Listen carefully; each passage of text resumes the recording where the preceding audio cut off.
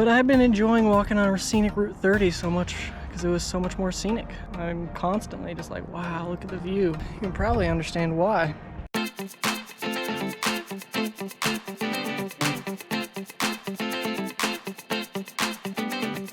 Hello.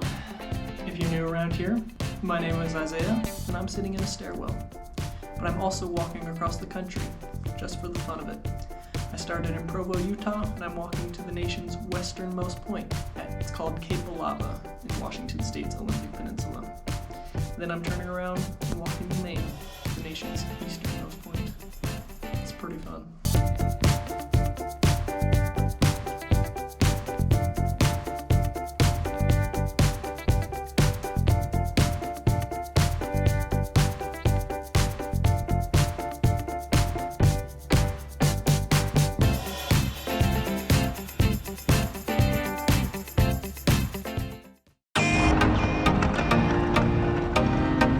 This road is so pretty. I'm looking out over the river,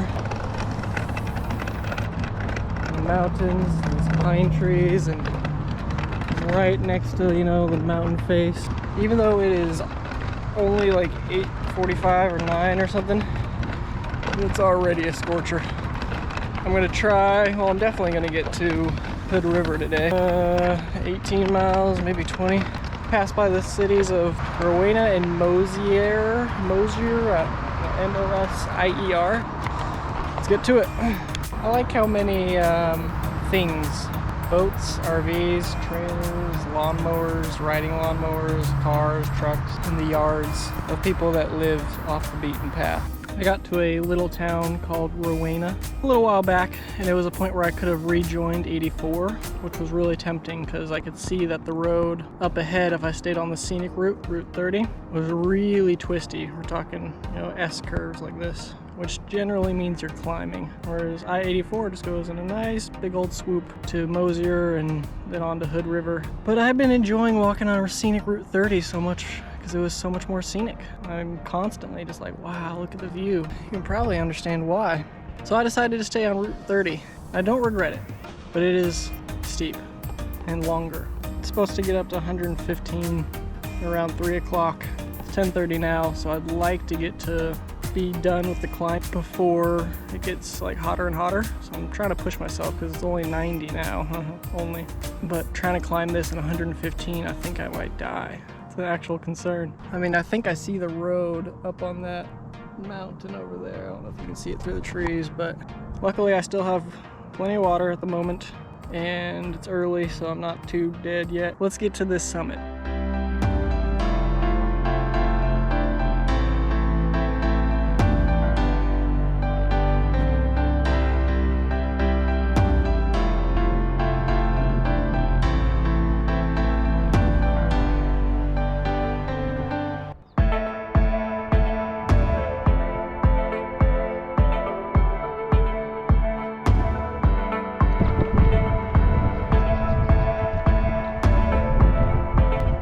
Met some lovely people up here.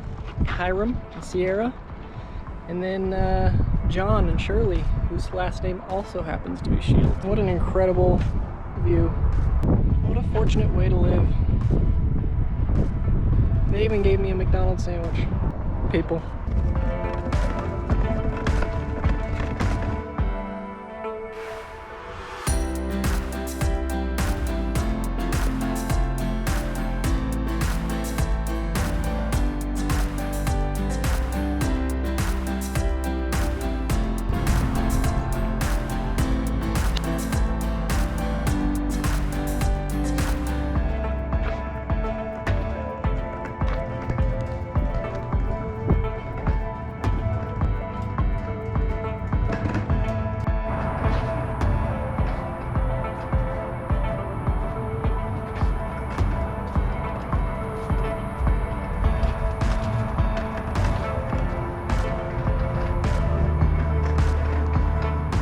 I'm starting to get into the green part of Oregon. If you look at Google Maps, there's a pretty strong line where it goes brown, like Idaho, boom, lush green.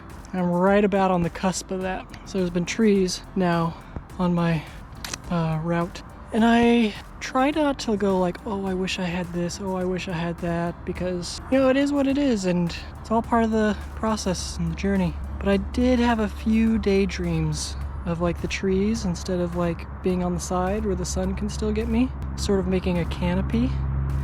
And I just blissfully walk through the shade and go, ah, nature. Something a little bit like this. I don't know if you can tell, but it's hot. It's starting to, I'm not a sweaty guy either, but 111 degrees, which is what I think it is right now, it's about my threshold where I start. So, this is not a development that I'm really upset about. I'm kind of okay with this one. I'm trying to get to Hood River, because I was in Mosier. That's how somebody told me I should say it. And none of the buildings that I could go in, like I'm sure some of the private houses had air conditioning, but none of the like ones I could loiter in had any air conditioning. And all my electronics are so hot that they won't charge anymore. So they're all dead, except for my camera, which I don't use nearly as often as like my phone to check Google, and my watch to track my movement and all that kind of stuff. So I need to cool them down so that they can be charged back up again. It's helpful to have guidance from Google. On to Hood River.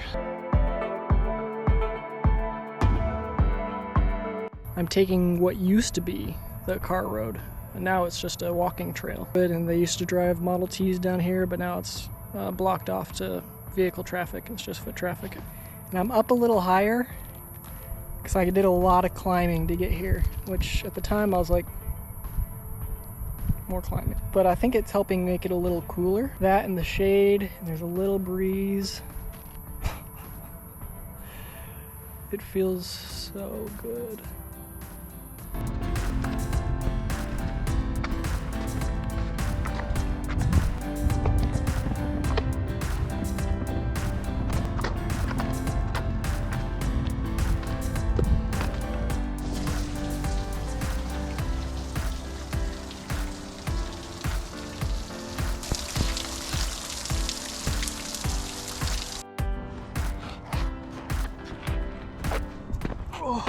I was talking to my dad earlier on the phone.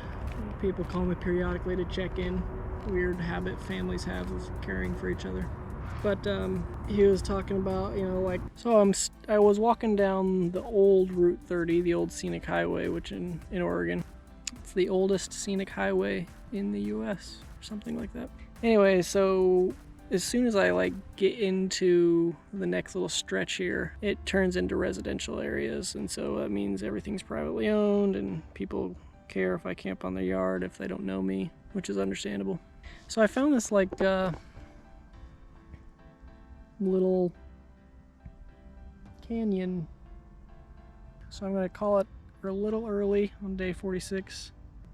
I don't mind the heat too much. It's hot, but it doesn't bother me really. I mean, it's not like I love it, but I don't hate it.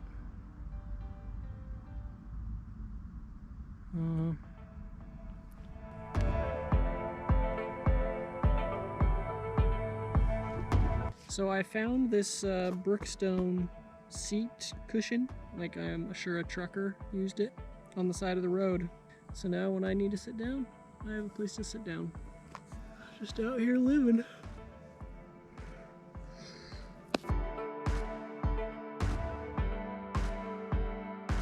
Going up to the top there.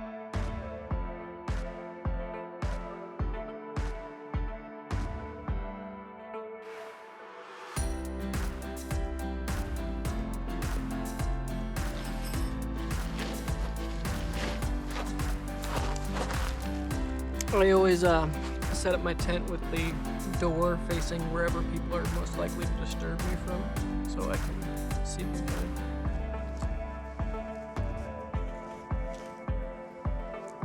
Now to demonstrate getting my tent in, or my cart into the tent. Not my favorite part of the day.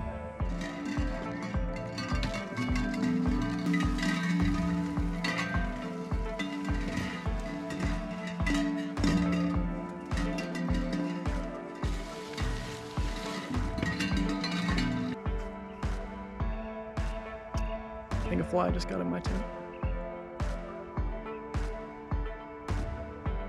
part of the journey.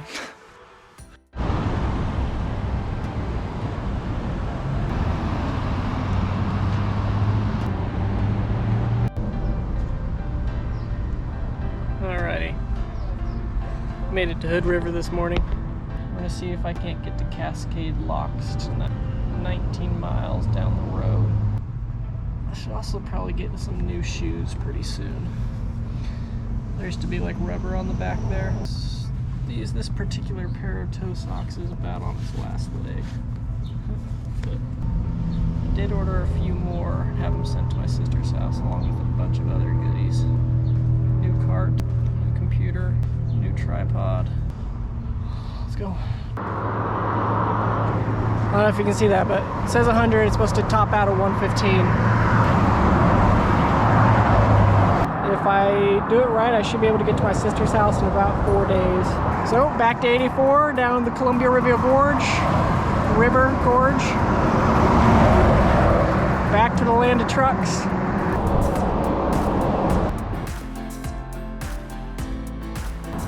Pretty. Oftentimes you can't really see the end from the beginning. You just have to like start moving, and then opportunities you'll never knew were possible will open up just because you started moving and you started doing something, and it's almost impossible to see the path.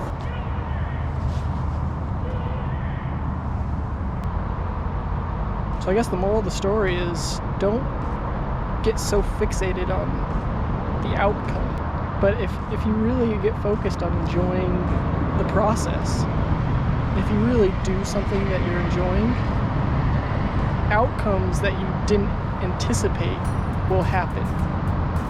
And people will be left wondering how they can make something like that happen. And you really can't lay out a path. You just have to start doing something that you really feel strongly about. And opportunities that you didn't foresee will present themselves. I'm gonna go spend a few more hours